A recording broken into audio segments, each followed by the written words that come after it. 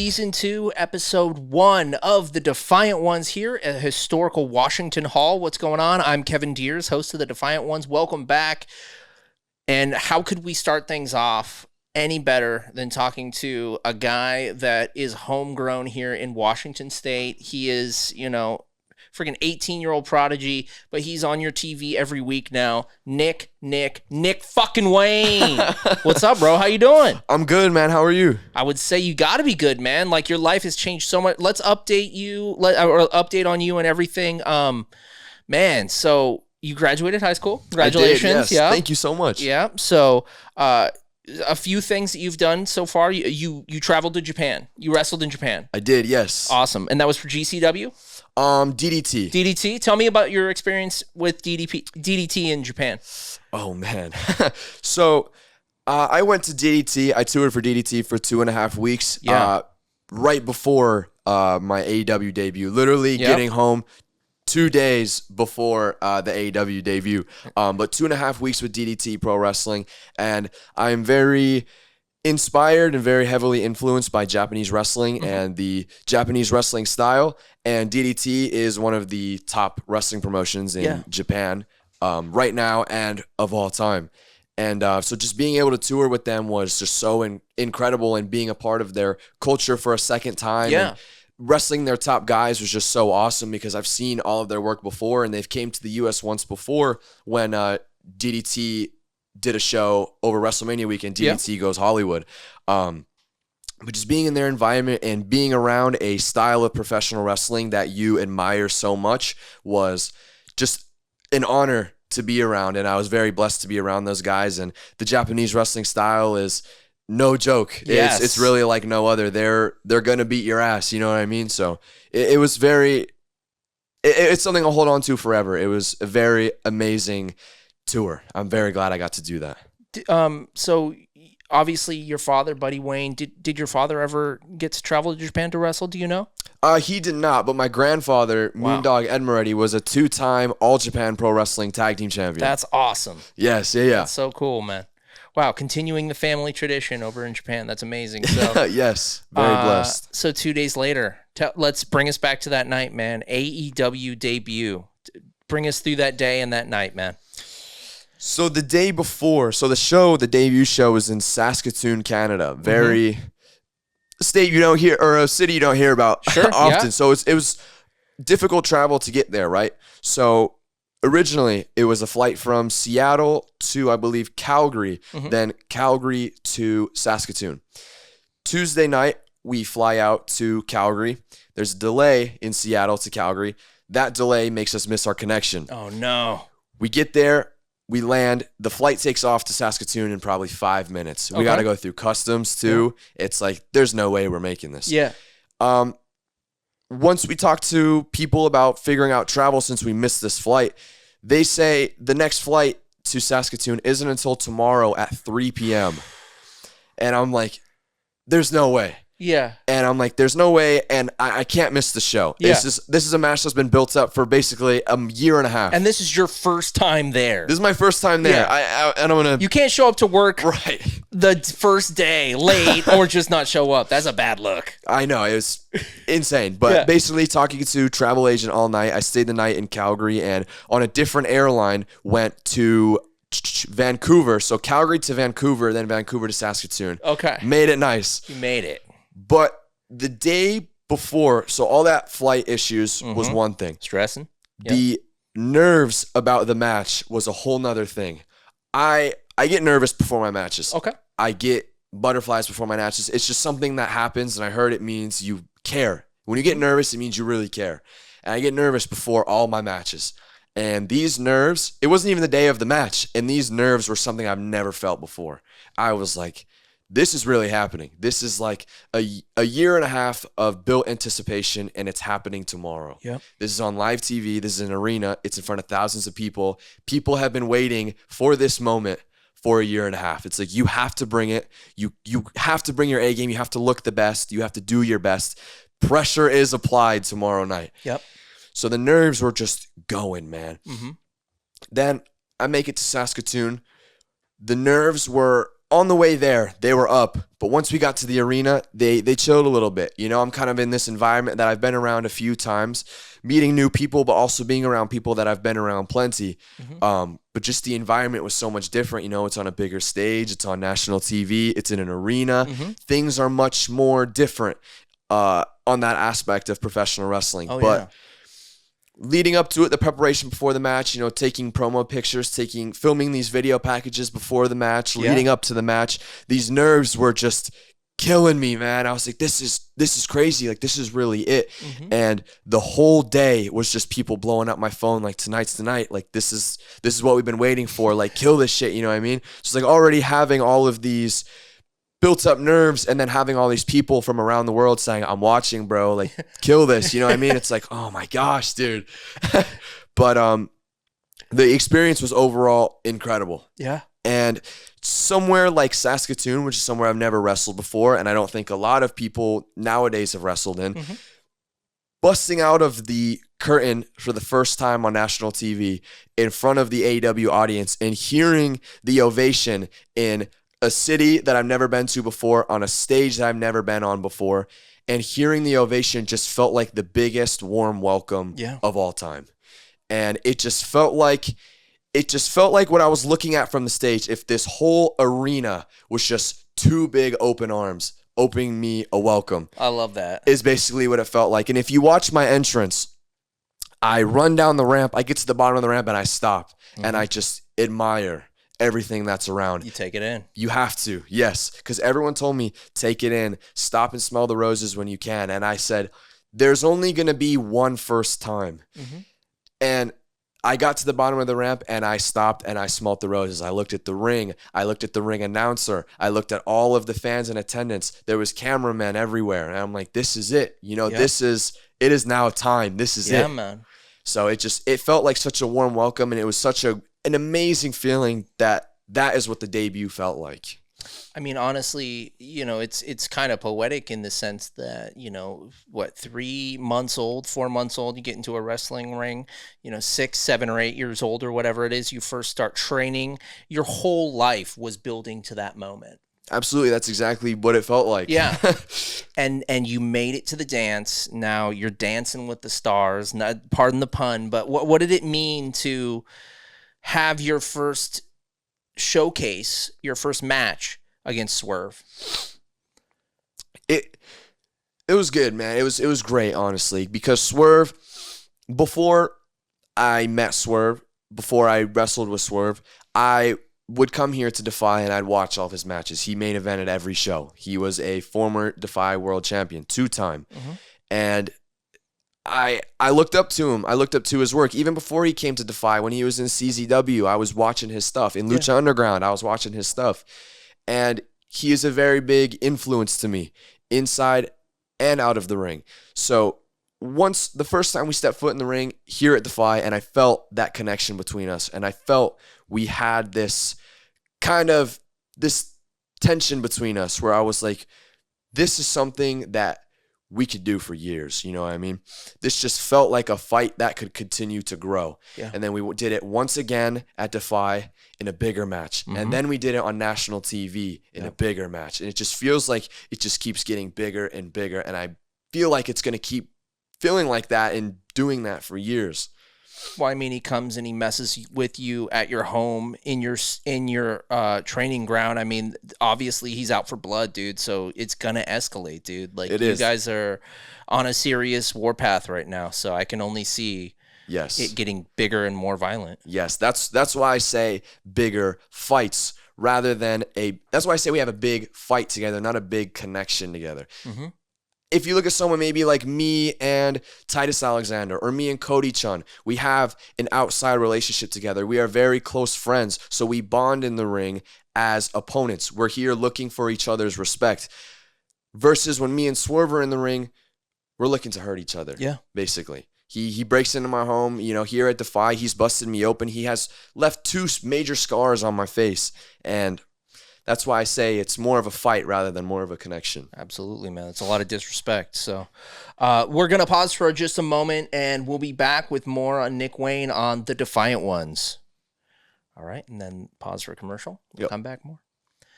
And we're back here with Nick Wayne, Nick fucking Wayne here on Defiant Ones, man. And let's go back a couple months, man. So you win the Defy World Heavyweight Championship here at Washington Hall.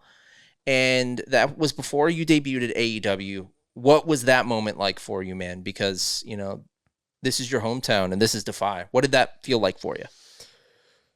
It felt like winning a Grammy, dude. Honestly, it really did. Because, like I was saying, I used to watch these Defy shows before being allowed to do them.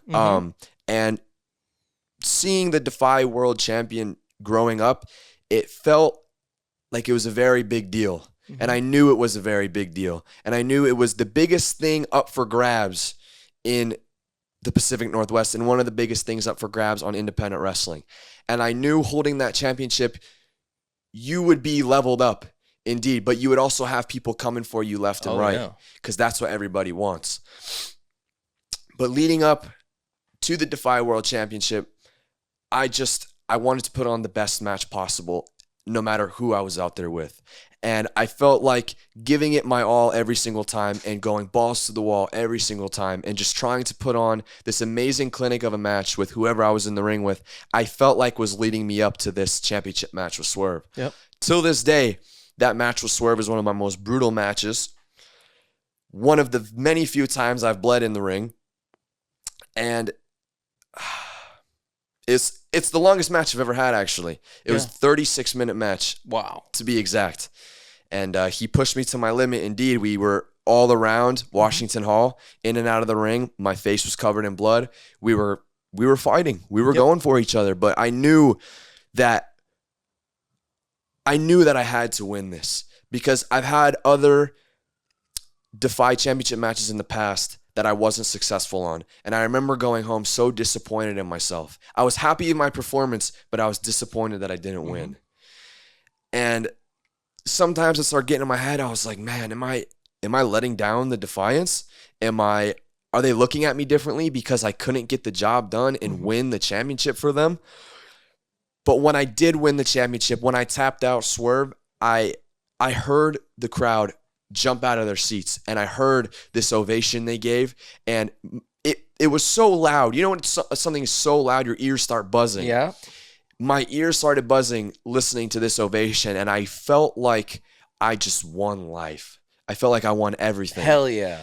All of the fans were on their feet. They were so happy this happened, and it felt like a long time coming because I had those past championship matches that unfortunately I didn't win, but when I did win, it was like, finally. It felt like we won. It did. Felt like we won with you. Yes, that's what I really wanted out of this. Yes, I won a championship. Yes, I won something that is very prestigious to independent wrestling, but I felt like Nick Wayne didn't win the Defy World Championship. Nick Wayne and the Defiance won the Defy World Championship. So that was a feeling that I will never, ever forget. It's a feeling that I'll hold on to forever and that I'll cherish for the rest of my life and that I will never take for granted. And I've said it to multiple different people and on multiple different podcasts that the Defiance has a certain energy that no other independent brings.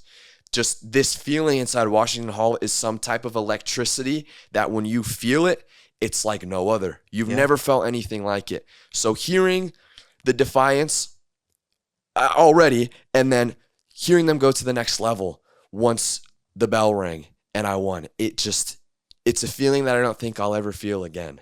It was crazy. Yeah. It was insane, man.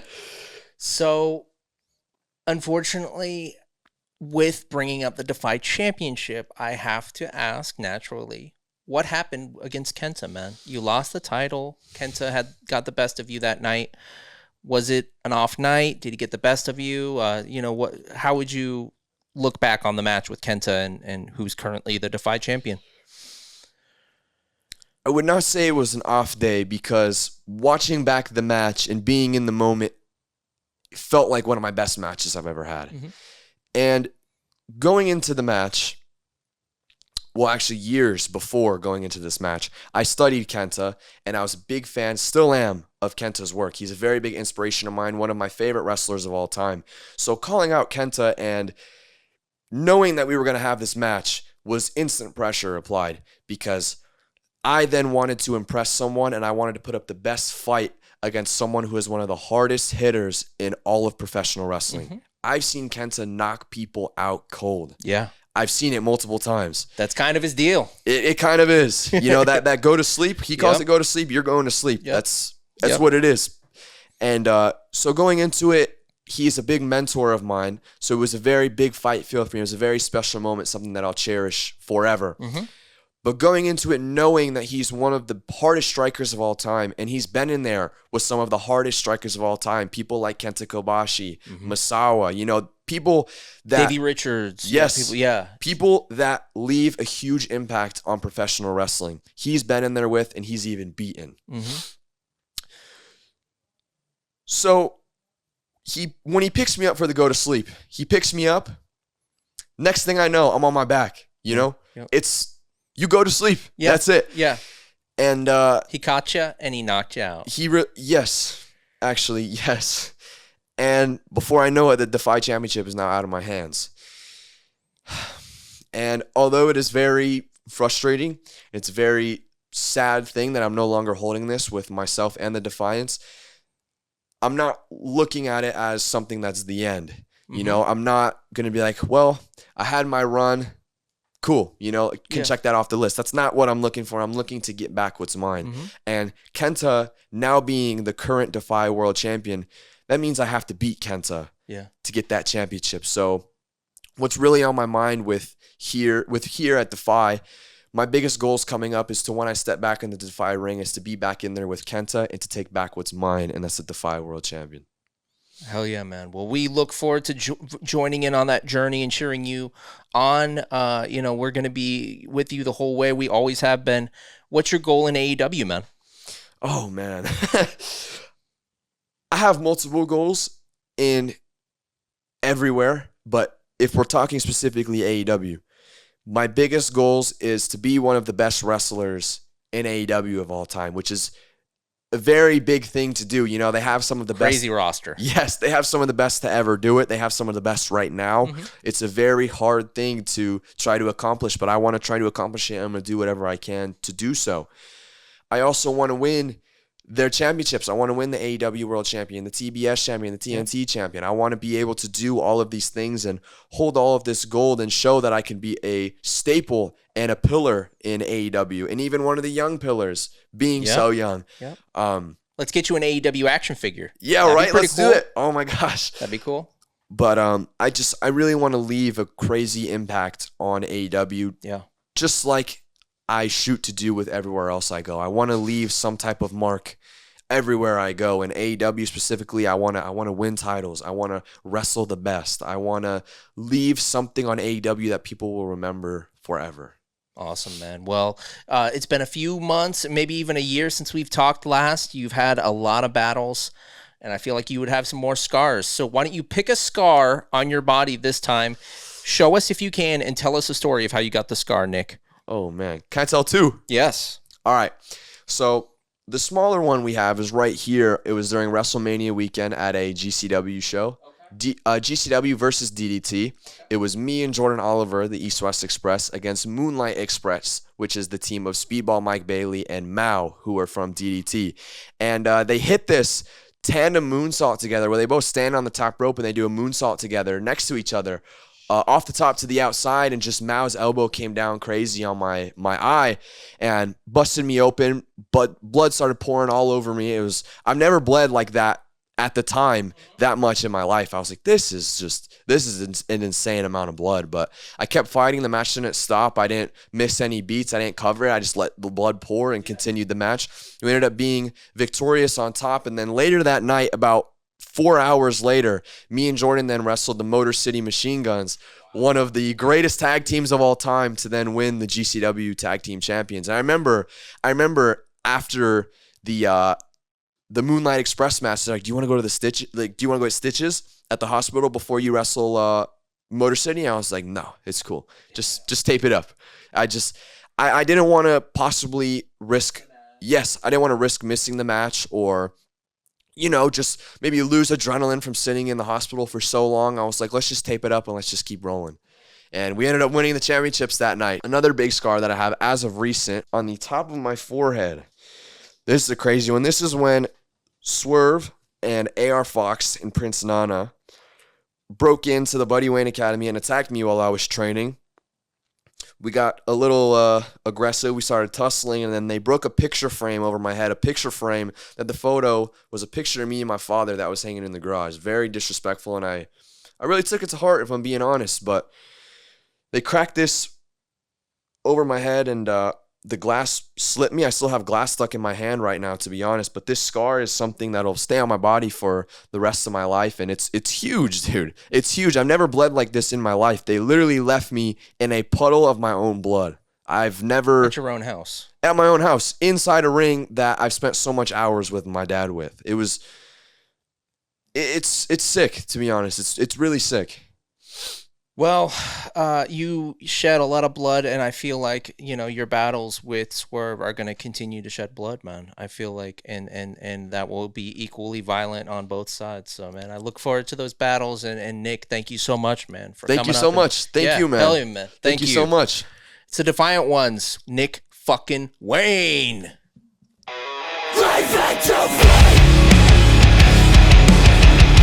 Professional wrestling has a brand new home where you can watch top-tier action for free. Defy, Enjoy, PCW Ultra, and more. Your new destination for the very best professional wrestling. Remix.tv, where we watch wrestling.